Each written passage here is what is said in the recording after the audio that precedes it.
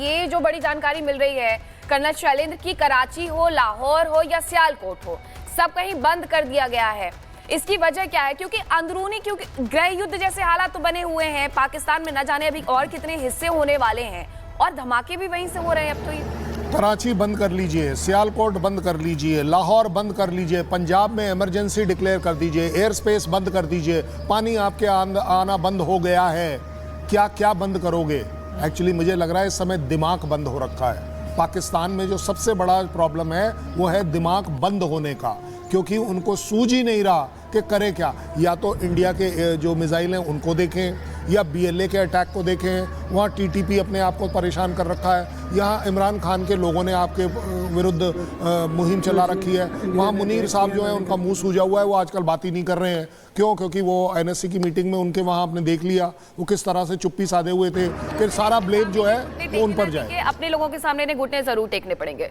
घुटने टेकने का मैंने पिछले प्रोग्राम में दिया था, अभी बताऊंगा तो फिर लोगों को बुरा लग जाएगा। मैं तो सीधा बोला सस्ता सुंदर उपाय यही है। असीम मुनीर का आप जिक्र कर रहे हैं, वहां पाकिस्तान की सेना की बात कर लीजिए या वहां पर उनकी सरकार की बात कर लीजिए, वो तो आतंकियों के जनाजे में सजदा कर रहे हैं, उसी से फुर्सत नहीं मिल रही है इन्हें। आतंकी के जनाजे में नहीं, और पूरी दुनिया के सामने आ चुका है कि कैसे ही पालते पोसते हैं। नहीं, आतंकी के जनाने में नहीं, फौजी आतंकी के जनाजे में। हाँ, ये सही बोला, क्योंकि ये यूनिफॉर्म, ये मेरा कहना नहीं है, पाकिस्तान का कहना है कि ये पूरी दहशतगर्दी, इसके पीछे वर्दी।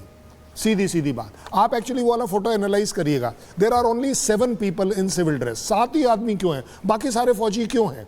क्योंकि वो अपने, मैं आपको प्रूफ देता हूं, जो हेडक्वार्टर उड़ाया गया बावलपुर का, हाँ, वो गिनती कर लीजिए, वो तो बोलता है 6, मैं तो कह रहा हूँ 6 को। पता है क्यों वो 6 इसलिए बोल रहा है? 6 जो हैं वो POK से आगे हैं, उसका कहना है। बाकी सारे जो हैं उनको वो गिनता नहीं है, क्योंकि POK हमारा है।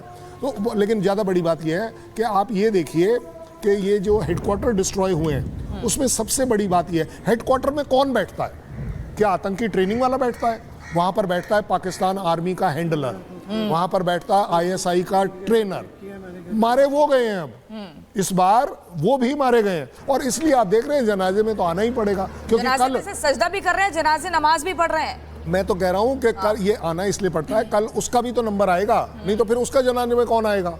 आप देखिए ना, ये सारे जा जाकर के वहां पर सजदा करते हैं। और खुद असीम मुनीर बस नहीं जाते, वहां के जो प्रधानमंत्री वो तो संसद में खड़े होकर के बयान देते हैं कि हम जाएंगे वहां, लोगों के साथ खड़े होंगे ताकि पूरी दुनिया को पता चले। आप देखिए कि ये हो क्या रहा है पाकिस्तान में। पाकिस्तान, अगर हमारे देश में कोई व्यक्ति जाकर के दूसरे देश में हमला कर रहा है तो हम उसे आतंकवादी ही कहेंगे। लेकिन एक और खबर आ रही है, वो आपको बता देते हैं। बड़ी खबर, लाहौर एयरपोर्ट पर धमाके के बाद अफरा तफरी की जानकारी मिल रही है। पाकिस्तानी एयर स्पेस पूरी तरह से खाली हुआ, पाकिस्तानी एयरपेस में नहीं दिख रही है कोई भी फ्लाइट। ये बड़ी खबर, पाकिस्तानी एयरपेस को लेकर ये बड़ी जानकारी मिल रही है। आपको बता दें, धमाके के बाद अफरा तफरी की जानकारी मिल रही है। लाहौर एयरपोर्ट पर धमाके के बाद अफरा तफरी मच गई है। पाकिस्तानी एयरपेस स्पेस पूरी तरह से खाली हो चुका है, वहां कोई परिंदा भी नहीं दिख रहा है, पूरा एयर स्पेस खाली हो चुका है। लाहौर एयरपोर्ट पर धमाके के बाद अफरा तफरी। पुनीता, तो देखिए तस्वीरें हम आपको दिखा रहे हैं, तस्वीरें जरा देख लीजिए। वालचन एयरफील्ड पर जोरदार धमाके की आज खबर सामने आई, इसके बाद वहां पर पैनिक का माहौल, जिस तरीके से जानकारी सामने आ रही थी। लेकिन कर्नल शैलेंद्र सर, आपसे भी समझना चाहेंगे, जो ये धमाका आज होता है लाहौर में, इसके पीछे क्या माना जाए कि पाकिस्तान का कोई प्रोपेगेंडा हो सकता है भारत के खिलाफ? नहीं, बट अगर प्रोपेगेंडा आपको करना है तो आपके पास एमिनेशन नहीं है इतना बड़ा क्लाउड क्रिएट करने के लिए। ये जो क्लाउड काला सा आपको थोड़ा दिख रहा है ना, ये बहुत बड़ा क्लाउड है। एक बहुत ज़्यादा एमिनेशन या TNT या एक्सप्लोजिव आपको इस्तेमाल करने पड़ेंगे।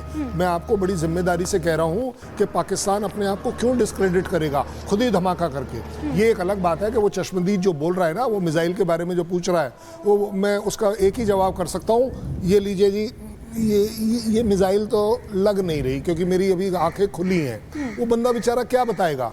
उसे तो आवाज ने दिया है, और ये आवाज अगर किलोमीटर्स तक जा रही है, I don't think Pakistan can do this. लेकिन पाकिस्तान यही एक ब्लेम कर, धमाके के पीछे की वजह क्या हो सकती है, क्या मानना है? गिनते चले जाइए, चलिए गिनिए। इंडिया अटैक कर चुका है, BLA अटैक कर रहा है, TTP अटैक कर रहा है, आवाम के बीच डिससेटिस्फैक्शन है, आर्मी के इंटरनल लोग जो हैं वो डिससेटिस्फाइड हैं। कोई लिमिट ही नहीं है। किस किस को पकड़ेंगे आप, किस किस को ब्लेम करेंगे आप? ये सब के सब इस समय पाकिस्तान के खिलाफ काम हो रहा है। पाकिस्तान के खिलाफ काम हो रहा है, लेकिन बीएलए को लेकर के शर्मा सर ये भी कहा जाता है कि बीएलए के पास जो भी हथियार हैं वो उन्हें अफगानिस्तान से उपलब्ध करवाए गए हैं। तो उस पर भी मैं एक जवाब चाहूंगी, क्या ऐसा है और उसी का इस्तेमाल करके बीएलए ने शायद ये अटैक किया हो? देखिए, बीएलए कई सालों से इसमें जुटा हुआ है और एडवांस वेपनरी कहीं से भी आ सकती है और सिर्फ अफगानिस्तान अकेला रास्ता नहीं है। हाँ। उनको हेल्प करने वाले बहुत सारे लोग हैं अफगानिस्तान में और बीएलए काफ़ी कुछ करेगा अपने आप को आज़ाद करने में और काफ़ी कुछ करेगा जब हम पीओके लेंगे। जी। और बीएलए और इसी बीच एक और बड़ी खबर, लाहौर में एक के बाद एक 3 धमाके हुए हैं। ये जानकारी मिल रही है, लाहौर में एक के बाद एक 3 धमाके हुए हैं।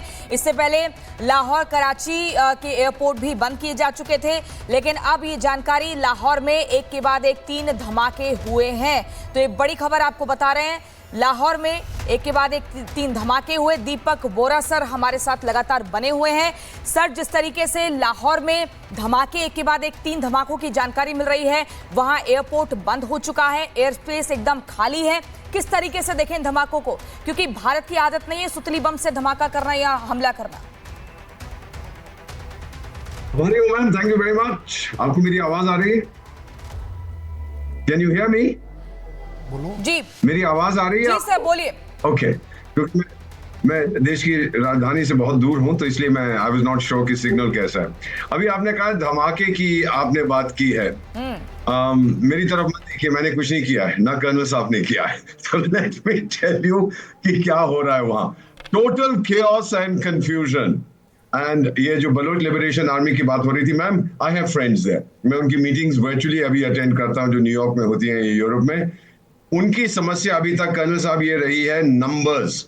40%, 50% सरफेस है, पाकिस्तान का एरिया है, लेकिन 5% आबादी। अब जब उन्होंने टाई अप कर लिया टीटीपी के साथ, इसके साथ, उसके पश्तूनों के साथ एटसेट्रा, अब उनके पास लोग भी आ गए और पहली बार उन्होंने सुइसाइड बॉम्ब टैक्टिक्स अडॉप्ट करने शुरू कर दिए। पहली बलोच बेटी, उसका नाम मैं भूल रहा हूं, उसने अपने आप को ब्लो अप किया था, चीनियों को मारा। वो पहली बार हुआ है कि एक बलोच औरत ने भी अपने आप को ब्लो अप किया, नहीं थी, उनका सिस्टम नहीं है। अब पाकिस्तान पूरी तरह से गिर चुका है। मैम, जो मुझे बताया गया, and this is about 3 hours ago, message which I was reading out from the Baloch unit, saying that 90% of our motherland is under our control. अब आगे आप बताइए इसे कि 90% बलोचिस्तान अब पाकिस्तान फौज के कंट्रोल में नहीं है।